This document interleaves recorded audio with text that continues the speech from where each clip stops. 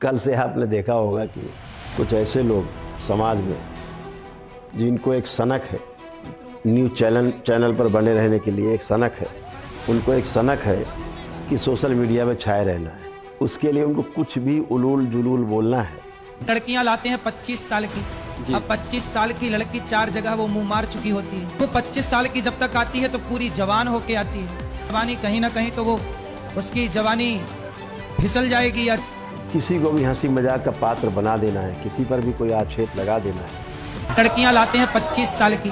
अब 25 साल की लड़की 4 जगह वो मुंह मार चुकी होती है। कानून के अकॉर्डिंग 18 वर्ष से कम उम्र के बच्चों की जो शादी कर रहे हैं उनके लिए भी कड़े प्रावधान कर रही है और कड़े कठोर कदम भी उठा रही है। लेकिन जो अनिरुद्धाचार्य जी हैं वो चाहते हैं कि 14 वर्ष की उम्र में विवाह कर दिया जाए। यदि बड़ी उम्र की बच्चियों की विवाह होते हैं तो वो गलत नहीं होते, लेकिन उनकी टिप्पणी के अकॉर्डिंग लगता है कि वो जो सीता की हमारी इमेज बनी हुई है, राधा की इमेज बनी हुई है, वो भी तार तार हो रही है। इसलिए हम उनके खिलाफ कठोर कार्रवाई चाहते हैं।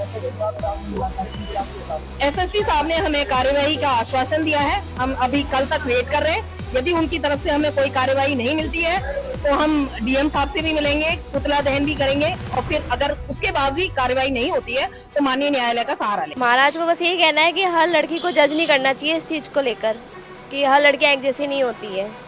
महाराज को यही कहना चाहूंगी कि सबको एक जैसे नहीं देखना चाहिए। हर लड़कियां अलग अलग होती है तो ऐसे कमेंट नहीं करने चाहिए। वो भी सबके सामने लड़कियों की फिर वो रेस्पेक्ट भी आती है ना, खुद की भी सेल्फ रेस्पेक्ट होती है, तो ऐसे कहना गलत है थोड़ा। बाबा ने जो वर्ड्स यूज़ किए हैं, उन्होंने अभद्र भाषा जो यूज़ की है लड़कियों के लिए, महिलाओं के लिए कि भाई 25 साल की महिलाएं इस तरह की होती हैं, उनकी ऐसी होती हैं वैसी होती है। जो भी उन्होंने बोला है वीडियो में जो बताया गया है वो बिल्कुल भी सही नहीं है। इस तरीके से उन्हें नहीं बोलना चाहिए क्योंकि लोग बाग उनको सुनते हैं। मैं गौरी गोपाल आश्रम से बोल रहा हूँ, अनिरुद्धाचार्य जी के यहाँ से। लोग मुझे उसके पिताजी कहते हैं। मुझे मेरा हाथ ऊपर नहीं उठ रहा है और 1 घंटे से हो गए कर्मचारियों को बुलाते और कोई भी नहीं सुन रहा और न कोई यहाँ आ रहा। और यहाँ आते हैं तो रंगदारी करते हैं। आते हैं, मान लो अनिरुद्धाचार्य के कितने पिता हैं हम तो पता ही लगा पा रहे कि कितने हैं। ये अनिरुद्धाचार्य हमारी जमीन वो है हड़प लिया है और इसके जितने कर्मचारी हैं ये हमारे बाप बन के हमसे बात करते हैं। जो भी बात करेगा रंगदारी से आगे करेगा। जिन्होंने केवल 4 किताबें पढ़ ली हैं और उन किताबों का बोझा नहीं संभाल पा रहे, जिन्हें ये नहीं पता है कि गुरु और आचार्य में भेद क्या है। तो गुरु और आचार्य में भेद क्या हुआ कि आचार्य किताबों में जो लिखा है उसे पढ़ा, रटा और रट्टा मार तोता की तरह माइक पकड़ के मंच पे बैठ गए और प्रवचन कर डाला। ये है पराय वचन, ये प्रवचन नहीं है। प्रवचन का अर्थ मैंने आपको बता ही दिया। प्रमाणित वचन जो बोले, यानी मुझे जो जीवन में अनुभव हुआ है स्वयं को, वह अनुभव मेरे पास प्रमाण के रूप में है, वह प्रमाणित वचन मैं बोलता हूँ, वो प्रवचन है। तो शिक्षक किताब पढ़ करके बोल रहे हैं, सूचना आई उनके पास, सूचना आगे डिलीवर कर दी। ये काम है किसका? आचार्य का। गुरु का क्या कार्य है? गुरु का कार्य है जो आपने अपने जीवन में थ्योरी में शिक्षा पाई है, सूचना में, उसका आपको वो अनुभव करा दे। अगर आपको अनुभव कराने में वो सक्षम है तो वो पूर्ण गुरु है।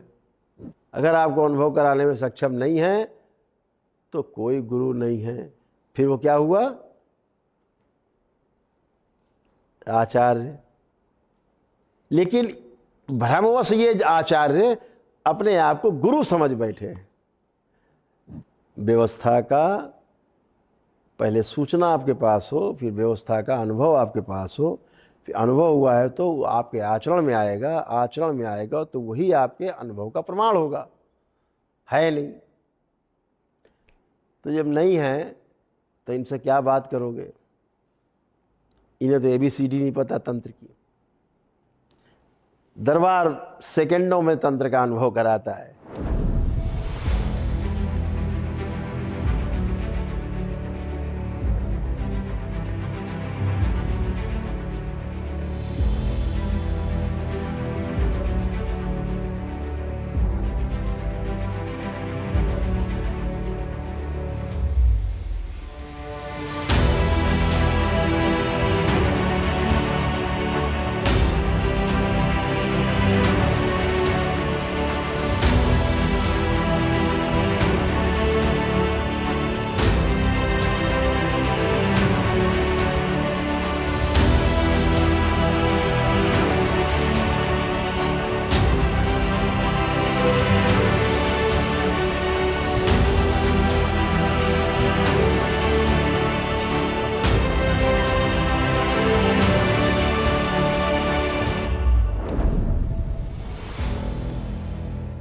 सामने आमने व्यक्ति तो हो।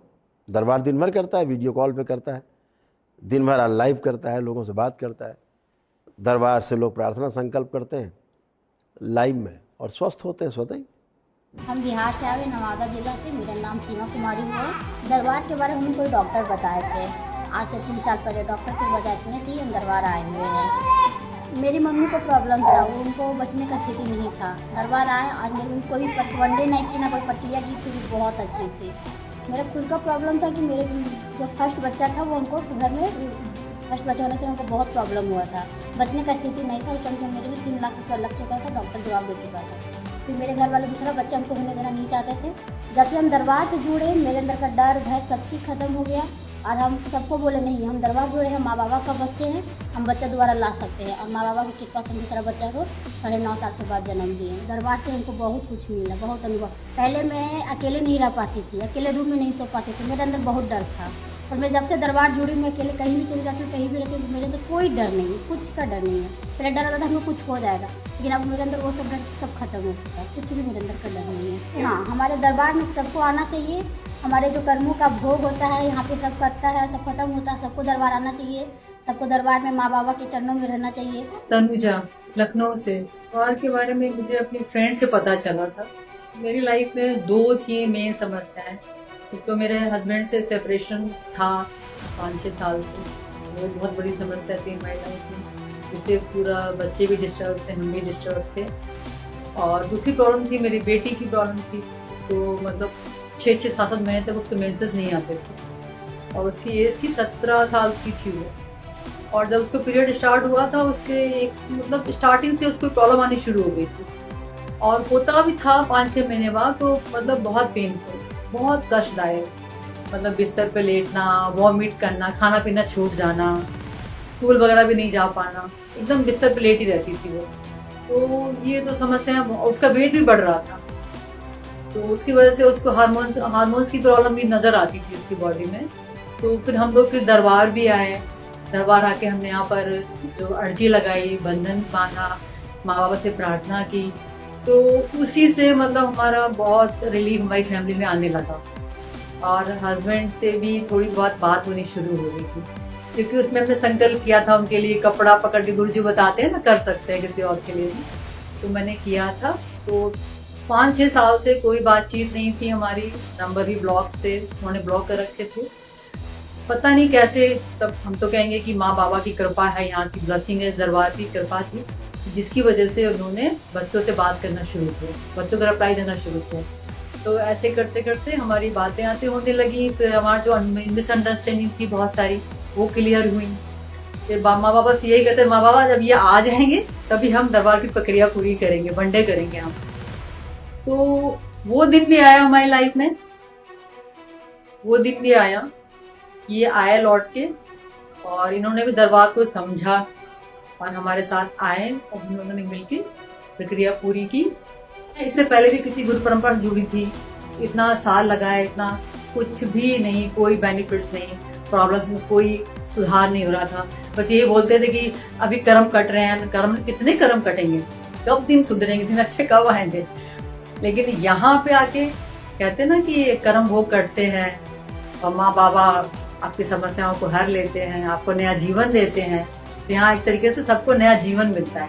पूर्ण गुरुदेव तो हमारे साक्षात महादेव हैं, शिव स्वरूप है।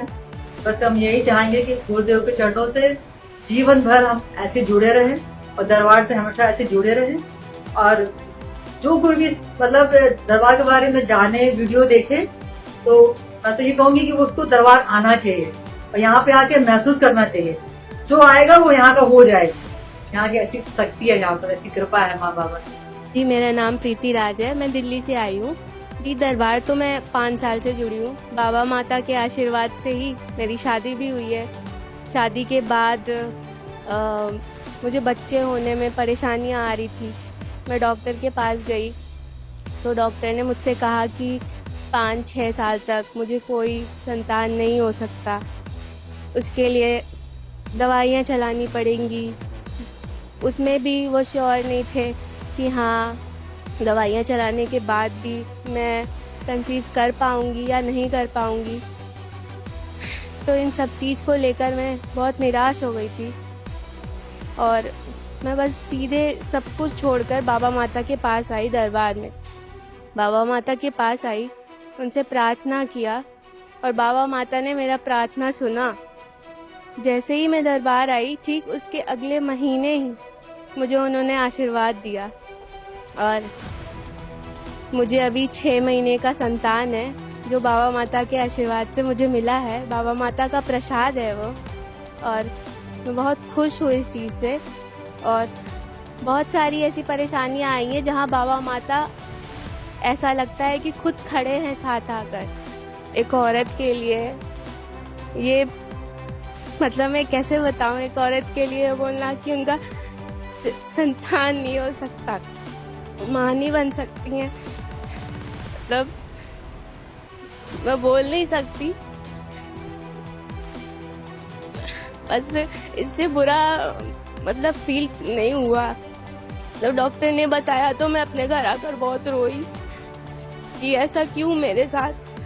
पर मैं अभी बहुत खुश हूँ। मैं कह सकती हूँ कि हाँ,